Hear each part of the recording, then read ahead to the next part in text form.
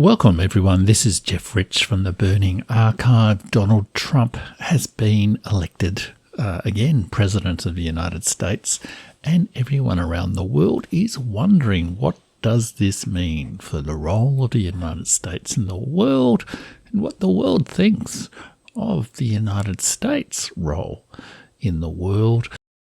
Donald Trump's election does not signal the end of the American-led post-war world order. That fiction faded long ago. His comeback rather invites the world to let go of a deadly American dream about world history since 1945. That dream is that American primacy or American greatness, two rhetorical variations on the same theme, brought peace, prosperity and democracy to the world after the inflection point, to use the Biden presidency's favoured term, of World War II. The simplified history of that dream was narrated by Jake Sullivan, Biden's national security advisor.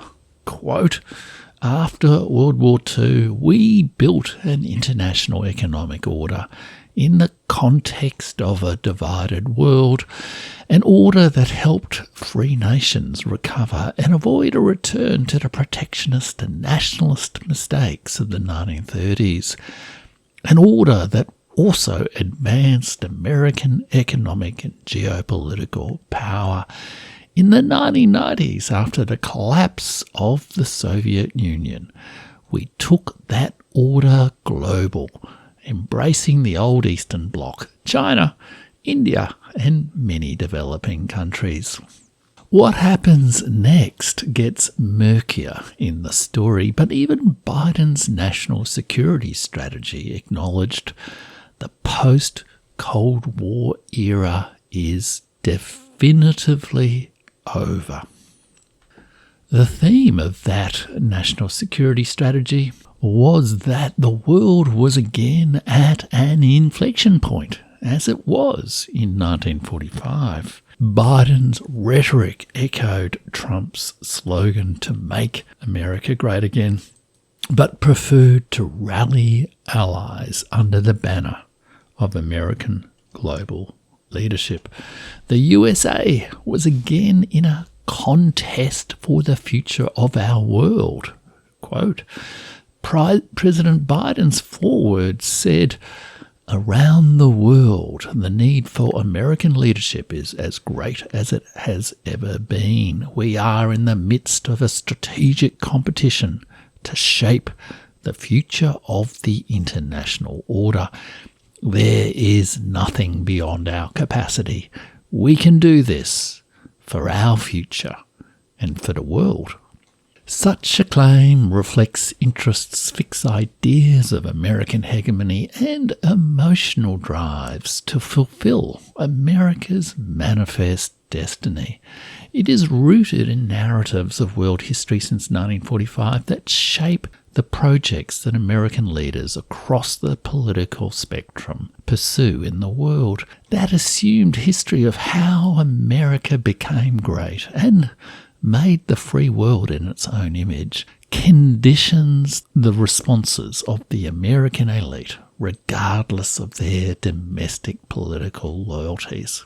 American elites have become addicted to stories of America's unique role in the world and to servicing the status of being the global hegemon. Like fading athletic champions, they cannot accept the inevitability of losing races as their powers fade and other athletes emerge. They struggle to find a dignified role in the world that is not defined by dominance. They risk their health and integrity by pumping themselves up with performance-enhancing drugs to keep the American dream of greatness alive. There are but few signs yet that Americans are prepared to let go of primacy. The realist international relations scholar Stephen Walt has written, following the re-election of Donald Trump, that there is little to fear if America's relative power declines somewhat, this is a quote, somewhat, provided US leaders accept this development and adjust their policies accordingly. On the contrary, a more even distribution of power might be beneficial for the United States and for many others around the world. The United States does not need a position of unchallenged primacy to be secure or prosperous, and a somewhat more even distribution of power would force Washington to eschew the dangerous combination of counterproductive unilateralism and liberal hubris that has roiled world politics in recent decades. Walt is as yet the exception, and he coats his bitter pill with the sugar of American flattery. Walt argues the USA retains enormous advantages relative to all other powers and will long remain, quote, the most powerful state in the world. He seems to believe the USA should simply be a more modest, demure hegemon. By contrast, Adam Tooze, the British-German American economic historian, challenges the hegemony project at its core. He correctly observes that the role of hegemon, so entrenched in the thinking of US-based international relations scholars and geopolitics analysts, has only ever operated at a global scale in the case of the USA in the 20th century. He argues, echoing the histories of John Darwin, that the USA has devised, improvised and renewed this hegemony project since 1916. He documented the early history of this hegemony project in The Deluge. He analysed its late history in Crashed. My summary of Tooze's history is linked in the post. The conventional narrative of the post-war world order is history written by the victors of this hegemony project. It does not observe the world as it is or the past as it was. The very idea of global hegemony and offshore balancing to prevent a regional hegemon in Eurasia are fables of American exceptionalism that mislead about the history of the world since 1945. Tooze argues, moreover, that the American elite's emotional obsession with primacy is dangerous. To quote, this line of thinking is not just simplistic. In the current moment, it is dangerously so. To the drama of America's evidently waning hegemony, it adds the intensity of the follow-on question. Who comes next? This question, far from necessary, is framed by the assumption of historical repetition. Hegemon, interregnum, hegemony. In the current moment, there can only be one possible answer: CCP-led China. That in turn eggs the flailing American elite onto a more intense rearguard action. But why assume that in the 21st century there will be a successor to America's 20th century power? Is that not what we have seen, both under the Biden presidency and in the initial appointments and rhetoric of the re-elected Trump presidency? The targets might differ, the emotions aroused by the speeches might shift, the oligarchs backing the policies might change, but the same narrative about history and America's role in the world drives American elites to reassert American primacy rather than join the world as equal partners. The world outside America is responding differently, if still nervously and without full clarity. There have been many highly emotional, reflexive reactions to Donald Trump's election. I discussed some of the absurd invocations of the historical myth of the post-war Pax Americana in my post Will Trump End the Post-War World Order? And there's a link to that in the post at jeffrich.substack.com. It will take some time before the realities of the new US administration are clear and before the responses of other world powers are known.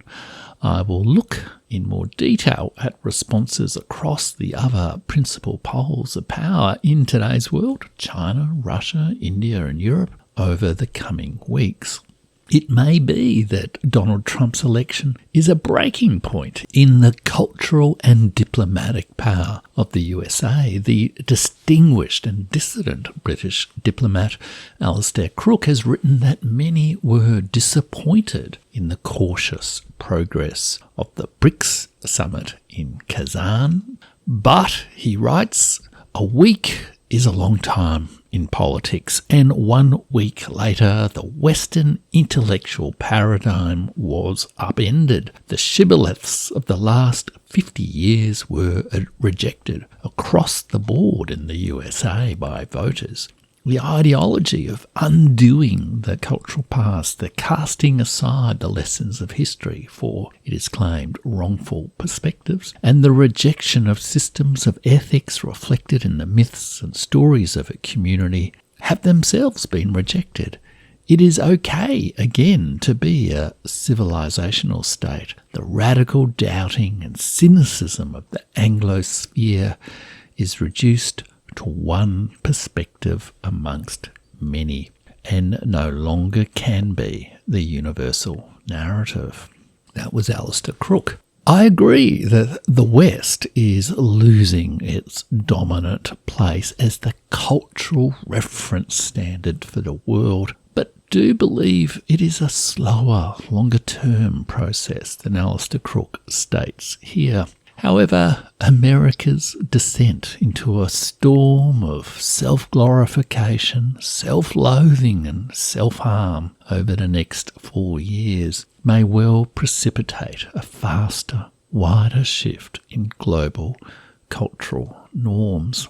However, I have noticed some subtle signs that influential voices around the world are letting go of the dangerous dream of American primacy.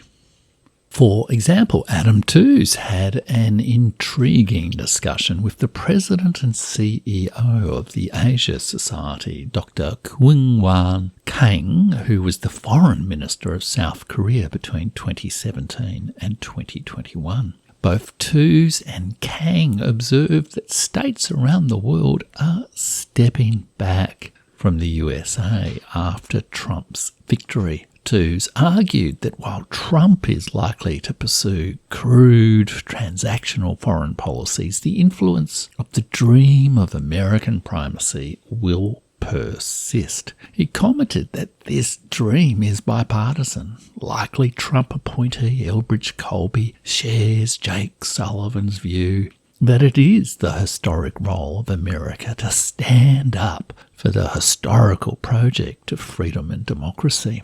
These beliefs drive America to challenge any contenders for hegemony, principally China, even to the point of damaging the interests of its allies, especially in Europe. Tooze encourages detachment from Atlanticism and notes the major European states are quietly exploring alternatives in the shadows of Trump's triumph. Dr. Kang noted shrewdly that the response of the American elite comes from a sense of a loss of control. Quoting from her conversational dialogue with Adam Tooze, she said in conversation, the political mindset, as indicated by Mr. Sullivan and the political leadership, also indicates a sense of a loss of control, a loss of dominance, and I don't think. That's a healthy way to drive policy because the emotional content blurs the real national interest at stake here. She adds that a calm assessment reveals America's impossible demands. If you want America to say, we want to withdraw, we don't want to take care of Europe anymore, and you do it, you can't square that with this idea, but we still want to dominate. In other words, the spell of American primacy is broken. America is withdrawing from the world while seeking to dominate and to punish the world for displacing America. It is withdrawing into its grandiose preoccupation with greatness while revealing its deep divisions and ferocious fantasies. But the world is stepping back. It is thinking about the world as it is. It is letting go of the stories of how America, not the world, shaped the world. The USA needs a new historical myth about its role in the world. Its leaders and its people need to revise its history of how the world changed since 1945. They need to rethink the contribution of the USA to both order and disorder in that world since 1945. They need to face the facts that the USA today is a bare seventh of the world economy in purchasing power terms, equivalent to Europe and much less than China. Its people need to act with the modesty that befits 1 in 25 of the world's population. Its culture needs to stop shouting about itself at the world and learn from the narrative diversity of that world. The American story of post-war history is that it led the free world in a righteous struggle between 1945 and 1989, unilaterally shaped the global rules-based world order after 1989, and then after some undated years of lassitude began to fight back in the contest for the future of the world, in Biden's version, or to make America great again, in Trump's version. This plot is a Marvel franchise movie, not the real history of the world since 1945. A better version of that real history can be read in John Darwin After Tamerlane, The Rise and Fall of Global Empires, 1400 to 2000. Over the next 5 weeks on the Burning Archive, I am taking a deep dive into this post-1945 world, guided by John Darwin's authoritative account. In my latest audio mini, I read key excerpts from Chapter 8, Empire Denied, which traces how the USA emerged from the bombed-out city of the 1945 world to become the unlimited empire of the unipolar moment, which both Joe Biden and Donald Trump remain nostalgic for. On 20th November, I will examine how from 1949 to 1989 the USA did not lead the free world in a righteous struggle for democracy. It rather established American power at both ends of the Eurasian continent, but at the tragic cost of partitions and frozen conflicts that remain with us today. On 27th of November, I will examine the major story of decolonisation that the myth of the American century neglects. I will highlight how John Darwin emphasises the central role of decolonisation in post-war history and explain how the conflicted processes of decolonisation still cast a long shadow on the world of liberal democracies. On the 2nd of December, I will explore the astonishing development of the American post-1945 empire. By 1955, the USA had established over 400 military bases around the world in less than a decade. I will show how it collaborated with the European empires to maintain their power over Asia and Africa, including through the NATO alliance that it celebrates today as the greatest military alliance in world history. And on the 9th of December, I will examine the paradox of the unlimited empire during the American unipolar moment after 1991. It was in this era that the American hegemony project threw off all restraints and openly espoused full-spectrum dominance and never-ending American primacy. That dangerous dream of the real neoconservatives from the 1990s, such as Paul Wolfowitz, still haunts America's history of its role in the world. When John Darwin published After Tamerlane in 2007, it was far from clear that the era of the unlimited empire, his term for America's unipolar moment, would end. Darwin assessed the reasons why social, political, cultural and economic forces across the world would correct the imbalance of a unipolar world. On balance, he was prudently sceptical that the limits of American power would be breached by its rivals or domestic weaknesses. One reason he gave for thinking unipolarity would fade was that the American taxpayer might come to resent the burden of empire and lose heart in the effort to preserve American power in its lonely preeminence.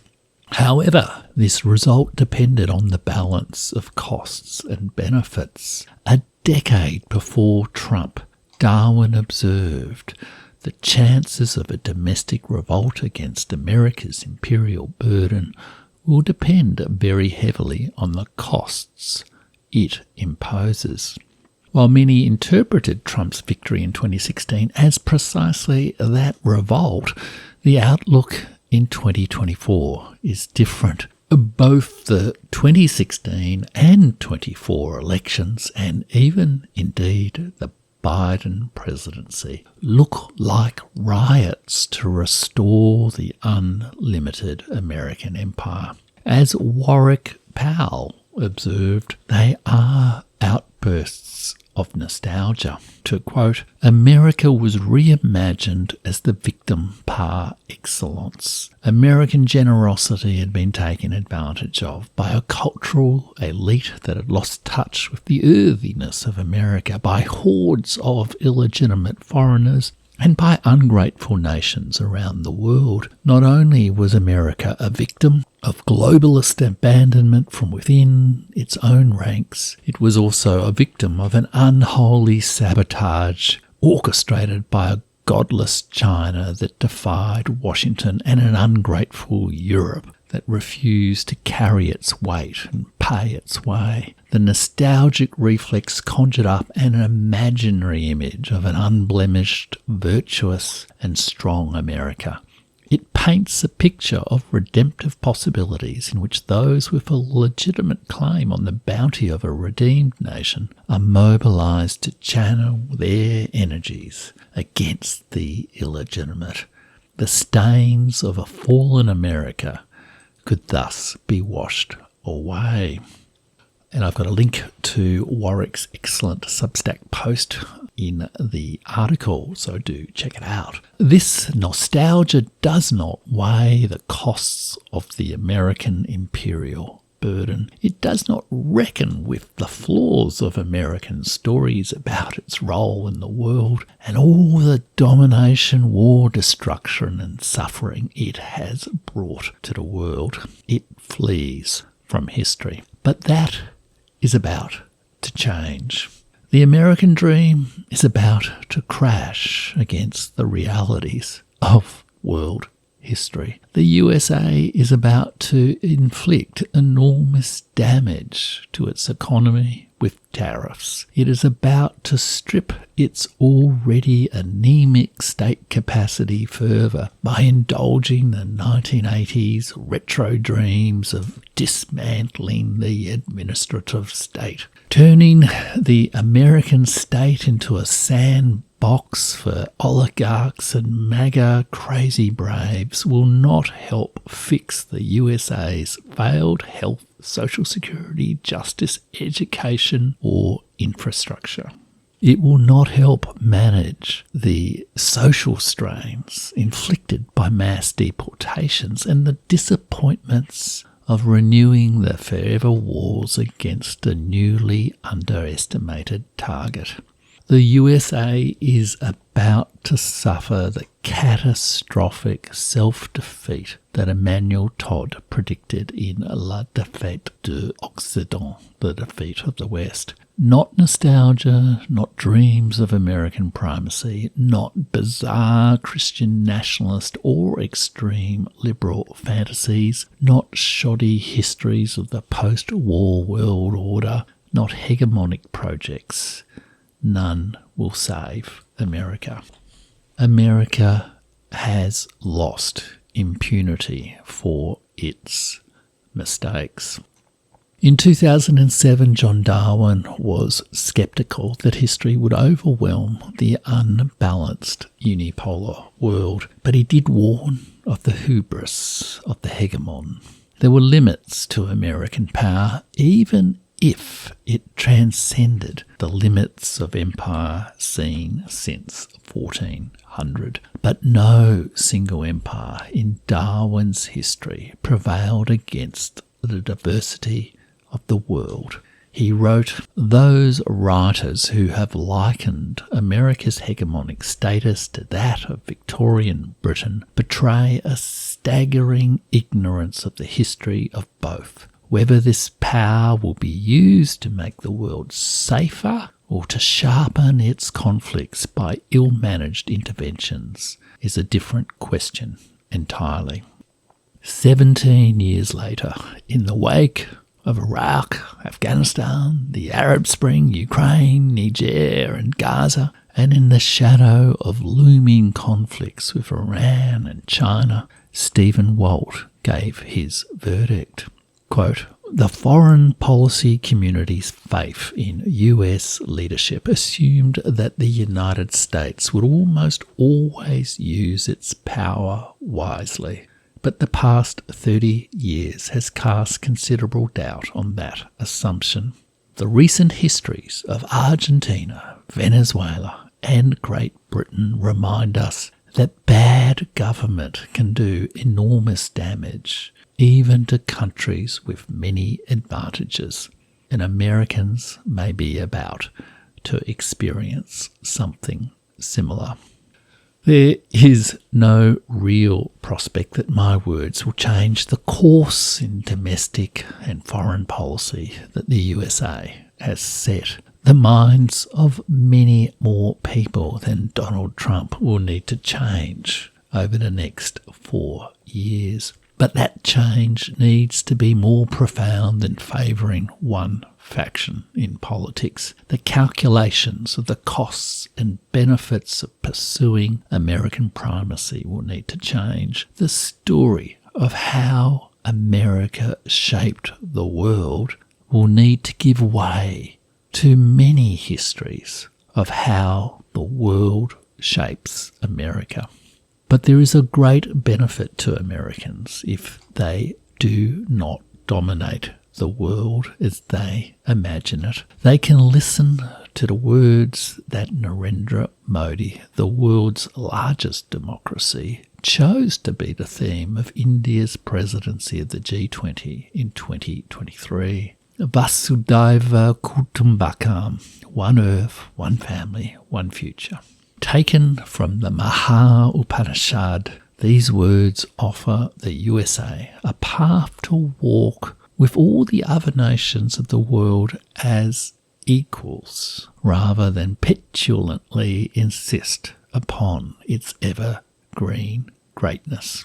If the USA adopted this philosophy of power end of history, then by relinquishing American primacy, it might truly bring peace, prosperity, and harmony to the world.